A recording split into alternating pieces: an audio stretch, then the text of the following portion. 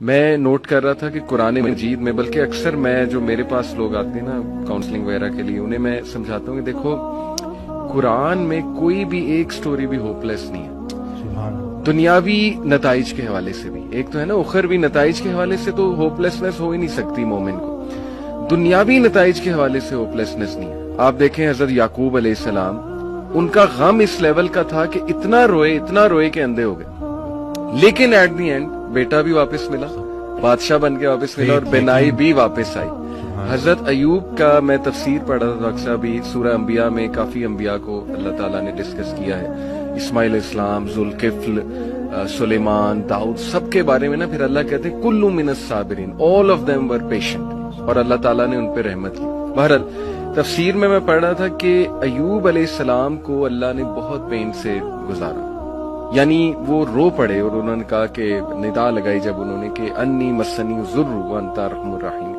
کہ اے میرے رب تکلیف نے مجھے چھو لیا ہے اور تو بے شک تمام رحم کرنے والوں میں سے رحم کرنے والا ہے۔ تو لکھا ہوتا ہے تفسیر میں کہ the reason اللہ تعالیٰ made him go through all this tough time was to tell everyone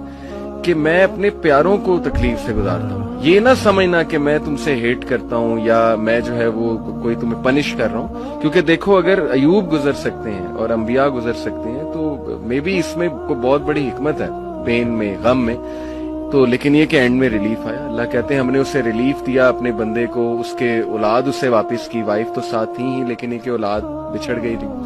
اسی طرح آپ دیکھیں زکریا علیہ السلام اولاد نہیں تھی، رو پڑے۔ مریم علیہ السلام کو ایک دن دیکھا کہ ان کے پاس پھل ہیں،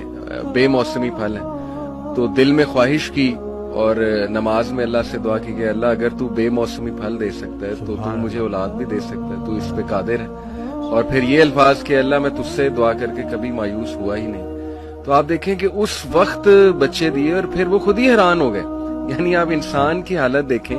پہلے خود ہی دعا کی، پھر جب اللہ تعالیٰ نے بچہ دے دیا تو حیران ہو گئے، کہتے اے رب مجھے کیسے ہو سکتا ہے۔ اسی طرح کئی مثالیں ڈاکٹر صاحب ہیں، یوسف علیہ السلام کی، موسیٰ علیہ السلام، یعنی